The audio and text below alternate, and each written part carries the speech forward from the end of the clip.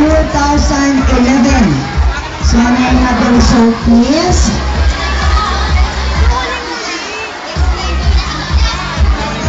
Okay. Sir, yung music po para din. Pakikat, sir, kung dalawa. Okay, eto yung tanong sa mga contestant. Kayo baba.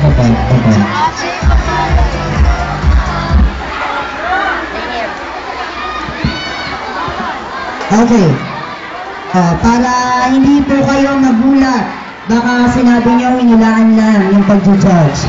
Ito po talaga po sa lahat ng contest, hindi po na ginagamitan ng microphone pag tinatanong dito po sa school level.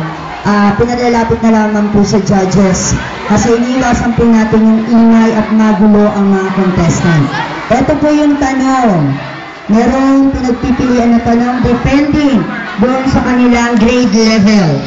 Bilang bata, paano ka makakatulong sa ating kalikasan? So that is the first question.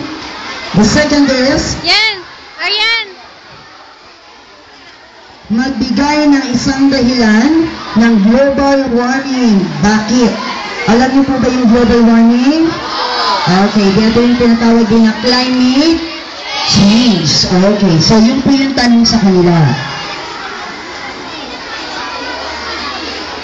So, yung mga winners...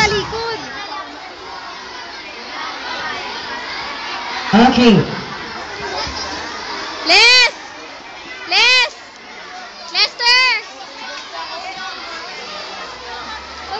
Question. Lester! Hanggang 5. Okay. Okay, ito po ang nangyari. Base sa ating mga judges, sa girls, merong 5 contestants na napili para sa best in costume. Sa boys, we have 3 best in costume. Okay, let's start with the girls.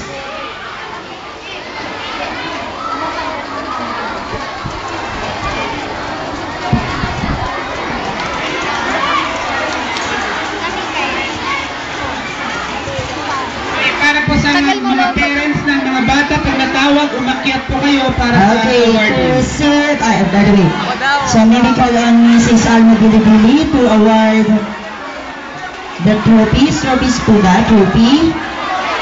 Medals. Okay. For the 5th place, best in costume for the Miss YesO 2011. 5th place, candidate number 10. May we call on the parents of the candidate number 10? I'm sorry. 5th place, candidate number 8. Yan. Nagkabaliktad lang po ng konti. And our 4th place is candidate number 10. May award din naman si candidate number 10. Umangat lang ng konti. Yan.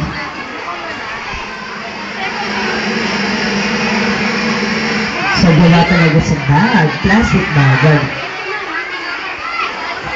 So, 4th place. 3rd place.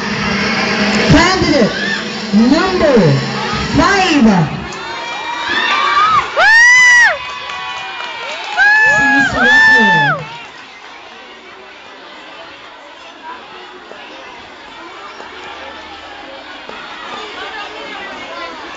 Nice, Arian!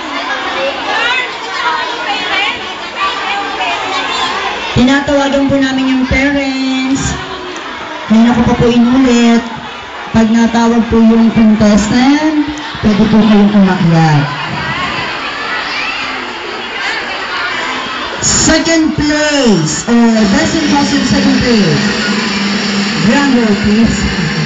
Candidate number 9.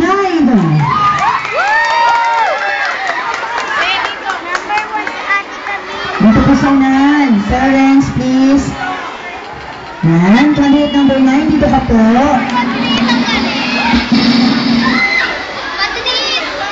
Candidate number 9, ayun po, candidate number 9. Tapos na po si candidate number 5. Yan, ayun po ang kanyang tatay. Si Tata yata ang tumahin ng costume. Kayo ba? Papatahi din ako ng costume. And our best in costume for the Miss USA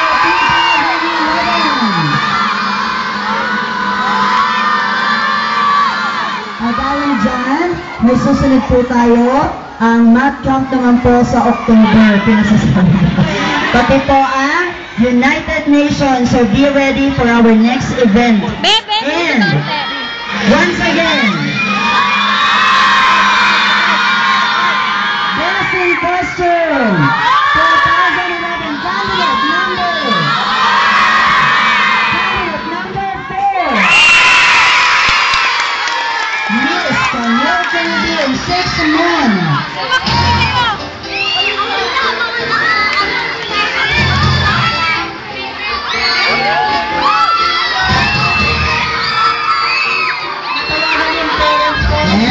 Kunwari yan ang parents ni Camille. Ano yung advisor?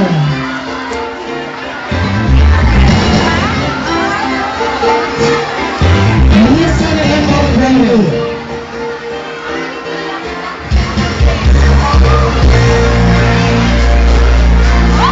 Once again, our Miss Eco Friendly 2011 is candidate number 4, Camille Caribbean, 6 Moon.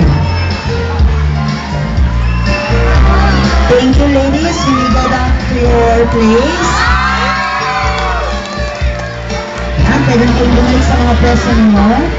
Join with your colleagues. And now, dito naman ako sa kabilang side.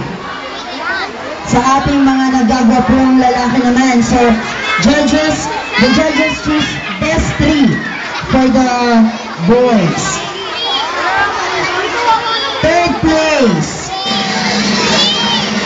Best in costume, candidate number 3. Nasaan po yung magulang ni candidate number 3? Wala.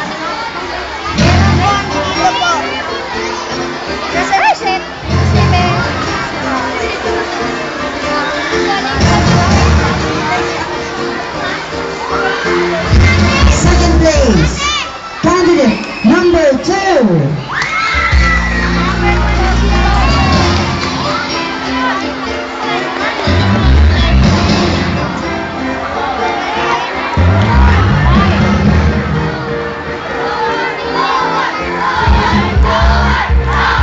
And our Mr. Eco-Friendly 2011.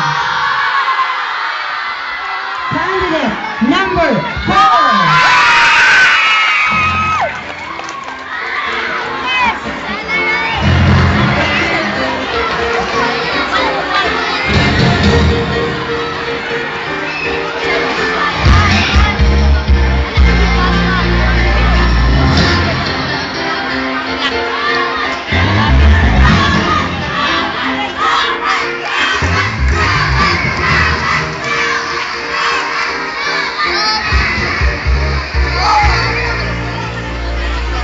Ano din namin sa inyo, ha? Lahat yan ay merong corresponding points. So yung paano nila dinadala yung costume, paano nila i-handle yung sarili nila while wearing their costume. And of course, their stage presence here. And their personality. Yan. So Mr. Eco-Friendly 2011 candidate number 4. And our Mr. and Miss Yeso 2011. Wait, may announcement. May MTAP bukas at graduation din po. Sa lahat ng mga nag-MTAP ha, maagang pumasok. Ayan po. Bonggang-bongga. Our Miss Yeso 2011. And our Mr. Yeso 2011. Miss Yeso candidate number 4. Mr. Yeso 2011 candidate number 2. Oh, so boys po, yung nagkaintindihan. Of course, to award the winners, science teachers. Dito po kayo sa mga. And the parents, please.